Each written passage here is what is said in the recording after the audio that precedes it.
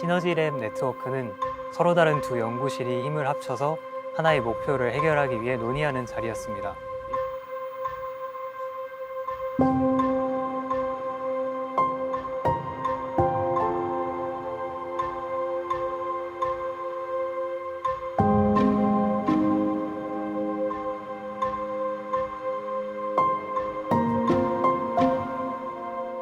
사실 거의 5분 안에 김호영 교수님 연구실의 다양한 연구 주제들을 그냥 핵심만 요약해서 잘 설명을 해주셨던 기억이 납니다. 다른 분야임에도 불구하고 너무 쉽게 잘 이해가 돼서 그 부분이 참 인상 깊게 기억에 남아 있습니다. 센서 분야에 대해서 엄청 많은 지식을 갖고 계시고 또 많은 열정을 갖고 연구를 하시는 게 느껴졌던 것 같습니다. 그래서 뭔가 동질감 같은 게 느껴졌습니다.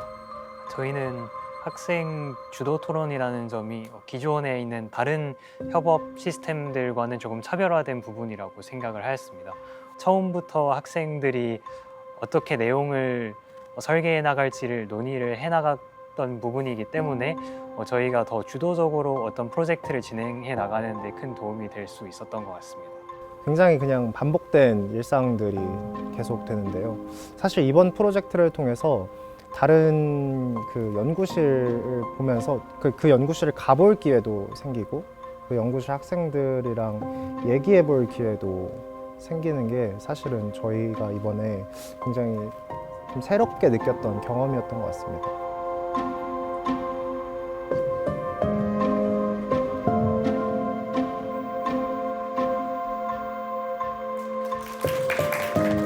기존의 로봇 공학에서는 촉각이라든지 슬립, 미끄러짐, 아니면 뭐 진동 이런 데이터들을 얼마나 잘 모을지에 대해서 굉장히 고민을 많이 했었습니다. 그러다 보니까 데이터들이 굉장히 많아지고 그 데이터들이 실제로 중앙 처리 장치까지 가서 연산이 되고 그 결과를 로봇 손에 전달하기까지 굉장히 많은 시간이 걸리게 됩니다. 이를 저희는 연산의 비대라고 정의를 하였는데요. 이러한 연산의 비대 현상으로 인해서 실제로 로봇을 현장에서 사용하기에 굉장히 큰 어려움이 있습니다. 예를 들어 산업 현장에서 물건을 짚는다고 할 때 수백 밀리세컨드의 어떤 딜레이가 생기게 된다면 그 물건은 이미 그 손을 빠지고 난 뒤에서야 저희가 빠졌다는 사실을 캐치할 수 있습니다. 그래서 이런 연산의 비대 현상을 해결하기 위해서 저희는 로봇 핸드 자체가 가지고 있는 어떤 촉각 지능을 어떻게 하면 구현할 수 있을지에 대해서 지난 3개월 동안 논의를 진행해 보았습니다. 산업 현장에서 당장 로봇이 들어가서 뛸 수 있는 그런 임계 그 반응 속도는 50ms 내외로 결정이 된다고 합니다. 저희는 그 모든 데이터들을 다 선별적으로 하는 것이 아니라 덜어낼 것은 덜어내고 좀 의미 있는 사건 이벤트만 이제 추출을 해서 로봇 핸드에서 빠르게 반응할 수 있는 촉각 그 지능을 구현하는 방식에 대해서 학생 주도로 토론을 진행하였습니다. 저희가 이렇게 생각해 본 그 전체 시스템은 총 3개의 레이어로 나누어집니다.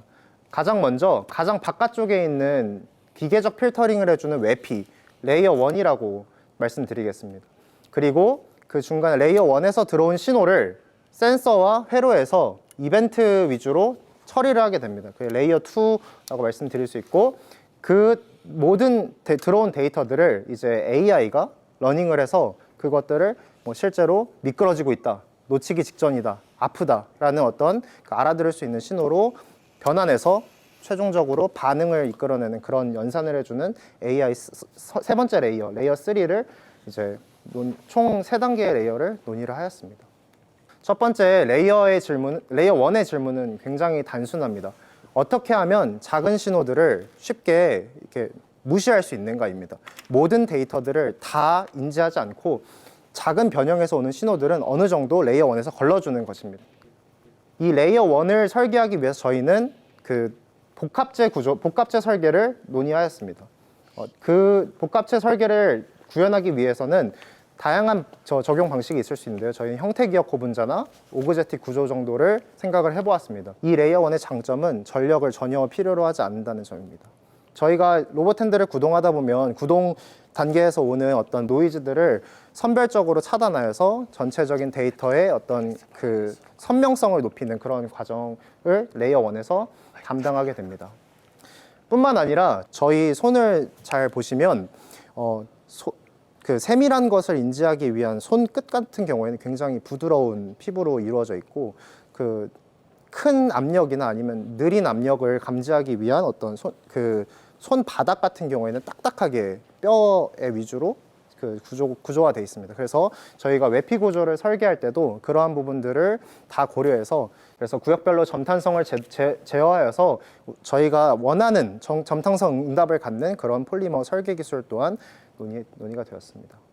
다음은 레이어 2입니다. 최근 개발되고 있는 스파이크 방식의 뉴럴 네트워크 같은 경우에는 이벤트가 들어오는 순간에만 전력을 보내기 때문에 전기적인 효율 관점에서 뿐만 아니라 데이터 관점에서도 굉장히 획기적인 방식입니다. 그래서 이러한 이벤트 드리븐한 신호를 만들어내기 위해서 저희가 고려한 방식은 그 회로적인 접근과 신호가 크게 들어온 부분만 데이터를 인지를 하고 그 주변에 있는 데이터는 측면 억제를 하는 방식입니다. 손을 꼬집으면 그 꼬집은 부분 근처에 세밀한 신호들은 인지를 하기가 쉽지 않습니다.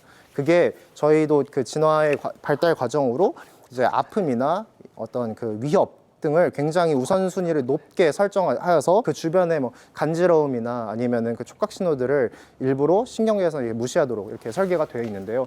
이런 부분들을 실제로 저희가 적극 활용하게 되면 데이터의 연산량을 굉장히 획기적으로 감소시킬 수가 있습니다. 세 번째 레이어 같은 경우에는 AI인데요. AI의 발달로 이제 데이터들이 들어왔을 때 그 데이터를 굉장히 잘 처리할 수 있는 어떤 백그라운드가 마련이 되었습니다.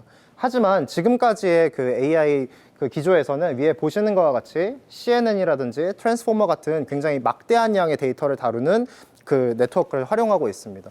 딜레이 타임이 굉장히 길어서 이런 로봇 핸드와 같이 빠르게 반응하는 어떤 그 어플리케이션은 적합하지가 않습니다.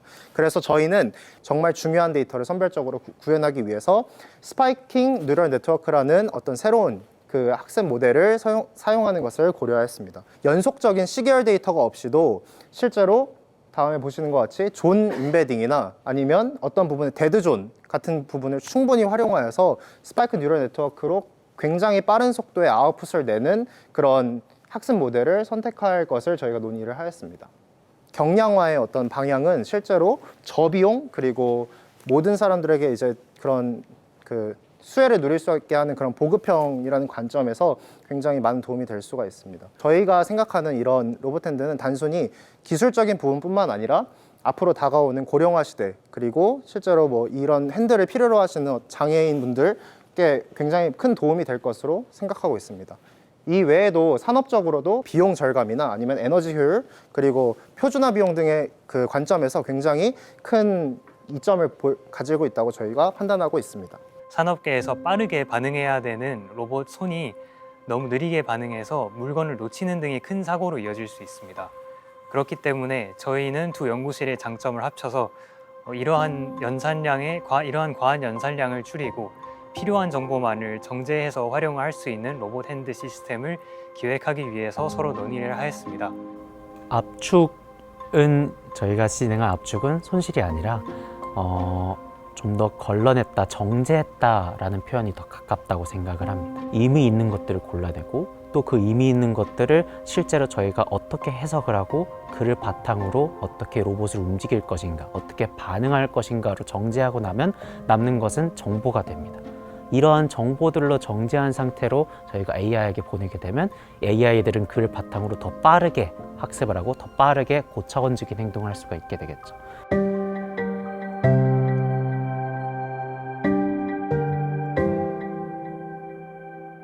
전기정보공학부와 기계공학부는 언뜻 보면은 매우 가까운 분야처럼 보이지만 사실은 서로가 어떤 하나의 문제를 보는 데 있어서도 서로 다른 접근법을 가지고 있었기 때문에 기계공학부 같은 경우에는 이것을 구조적으로 어떻게 구현하는지를 고민하는 모습을 보였고 전기정보공학부에서는 이걸 어떻게 회로적으로 구현할 수 있는지에 대한 모습을 고민하였습니다.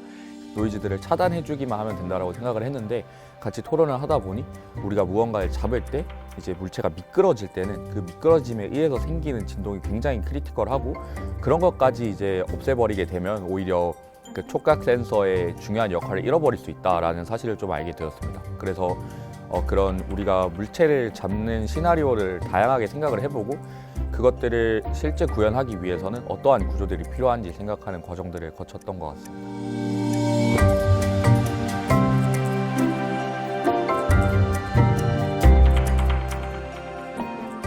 가장 큰 전환점은 의학 쪽 교수님들이 말씀해 주신 생체 쪽 데이터에서 전환점이 왔습니다.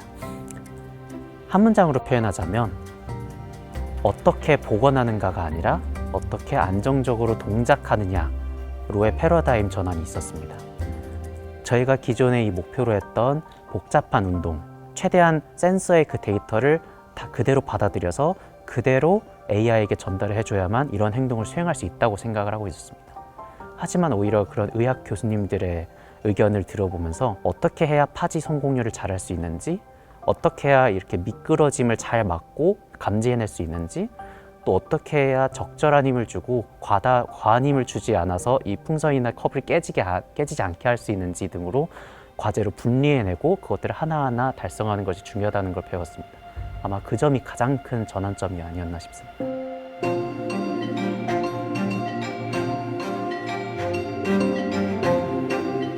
저도 이제 피부 연구를 하면서 어떻게 하면 피부의 물성, 기계적 특성, 점탐성을 더 자세하게 측정하고 알 수 있을까, 이거에 대해서만 생각을 했는데 이번 시너지 연구를 통해 가지고 그거를 어떻게 활용할 수 있을지에 대해서까지 생각을 더 확장을 시킬 수 있었던 계기가 되었던 것 같고, 이런 게 이제 시너지 연구의 장점이라고 생각합니다. 데이터를 처리할 수 있는 양을 획기적으로 낮추는 걸 목표로 하고 있는데, 이것의 장점은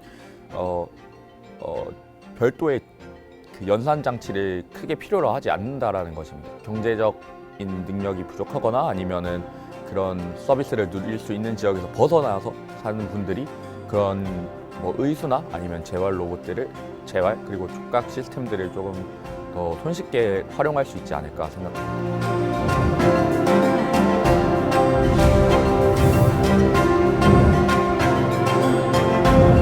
기술의 발달이 처음에는 더 잘하고 싶은 욕심에 많은 것들을 어떻게 하면 잘 처리할 수 있을까에 대해서 굉장히 논의를 많이 하는데요. 오히려 덜어내는 것이 어려울 때가 있습니다. 저희 이번 그 프로젝트에서는 어떻게 하면 더 잘 덜어내서 그 최종적으로 저희가 원하는 바를 이룰 수 있을지에 대해서 고민할 수 있는 굉장히 소중한 시간이었던 것 같습니다. 네.